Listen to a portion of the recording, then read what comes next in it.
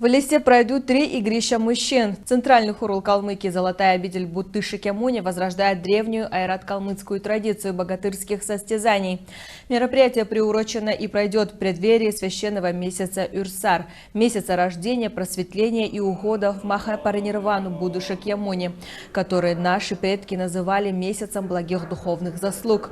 Любой желающий сможет попробовать свои силы в скачках, стрельбе из лука и борьбе.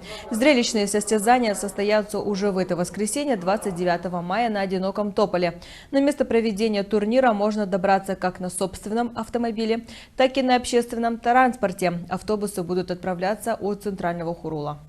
В преддверии наступления священного месяца на территории недалеко от Одинокого Тополя мы проведем этот турнир Эрингурванадн. Традиционно он начинается с ритуала.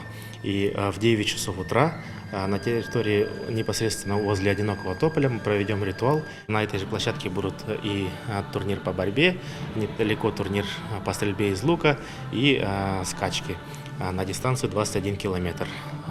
Ожидается большое количество спортсменов, потому что в турнире могут принять участие все желающие, юноши и мужчины. Будут 2 возрастные категории, взрослая и юношеская, с 14 лет. Поэтому мы приглашаем всех желающих, мужчин и юнош, принять участие в любом из этих 3 видов спорта. Победители будут награждены ценными призами.